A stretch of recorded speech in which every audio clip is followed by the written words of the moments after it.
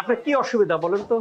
অসুবিধা তো ঘাড়ে ব্যথা ছিল, তারপরে হাঁটুতে, তারপরে হাতে, তারপরে মাজায়, এইগুলো ব্যথা ছিল।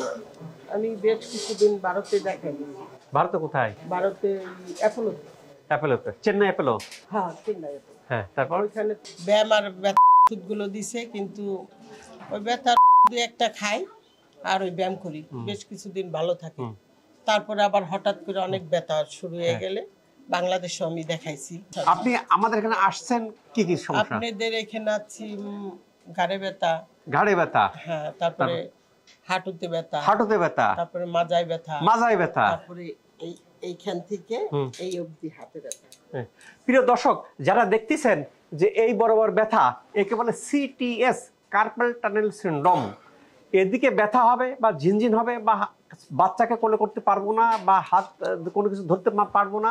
সমস্যা এখানে না, সমস্যা কিন্তু ঘাড়ে। এই সমস্যাটাকে আমরা রিমুভ করে দিই, ভালো হয়ে যায়। আচ্ছা, এই সমস্যাগুলো কতদিনের ছিল? এটা প্রায় 8 বছর, 7-8 বছর। আচ্ছা, কিন্তু একদিন এই আমাদের বাংলাদেশের এই অ্যাকুপাঞ্চার দেয়, আপনার এটা দেখলাম টিভিতে, আমার হাজবেন্ড দেখছে, ওইখান থেকে দেখে আমি পরের দিনই আমাকে নিয়ে আসছে।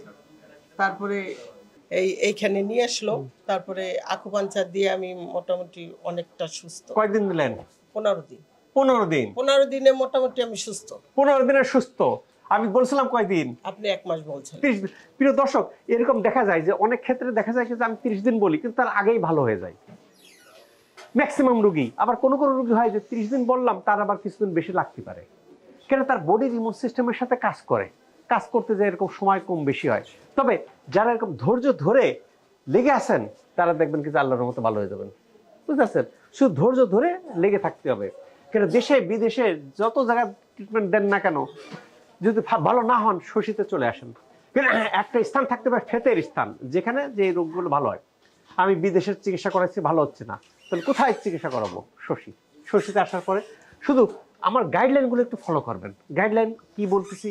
টোটাল ইন্টিগ্রেটেড সিস্টেম, কম্বিনেশন ট্রিটমেন্টগুলো নিলে দেখবেন যে আল্লাহর রহমতে এরকম হাঁটুতে ব্যথা, কোমরে ব্যথা, ঘাড়ে ব্যথা, হাতে ব্যথা, সব ব্যথায় আল্লাহর কাছে মুক্ত হয়ে যাবে।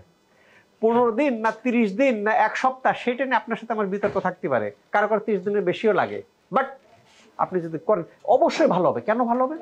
কিন্তু এখানে রুট কজ অ্যানালাইসিস করা হয়, কারণটাকে আইডেন্টিফাই করা হয়, কারণটাকে সরাই দেওয়া হয়, সরাই দিতে যা যা লাগে তাই দেওয়া হয়, দিলে ভালো হয়ে যায়।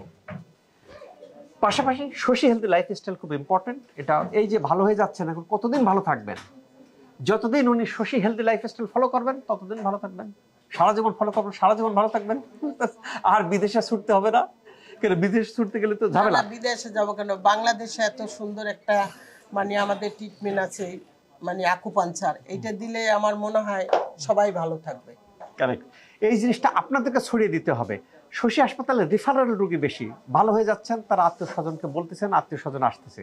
আমার বন্ধু বান্ধব মহল থেকে আমি 5-6 জনকে বলিয়ে দিছি, আছে তো আসছে। হ্যাঁ, এই যে এই কারণে শশী হাসপাতালের রোগীর ভিড় বেশি।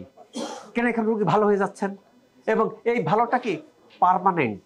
কেন? উনি এখন লাইফস্টাইল ফলো করবে, সারা জীবন ভালো থাকবে। আমরা শশী হাসপাতাল 2-3 বছর ওপেন করছি, করার পর এখন কিন্তু ব্যাক শোনেন, 2 বছর আগে ট্রিটমেন্ট নিয়েছেন, 1 বছর আগে ট্রিটমেন্ট নিয়েছেন, ভালো আছেন, কোনো ওষুধপাতি লাগে না। এই রোগগুলো কিন্তু এরকম ভালো থাকতেছেন, ভালো থাকা সম্ভব। এই যে তো ইয়েটা আপনার আমার ওয়েবসাইটে দেওয়া আছে, ওয়েবসাইটে ভিজিট করতে পারেন, www.drsmshahidul islam.com। আল্লাহ তাআলা আমাদের সবাইকে সুস্থ রাখুক, এই প্রত্যাশায় আমি doctor S M Shahidul Islam.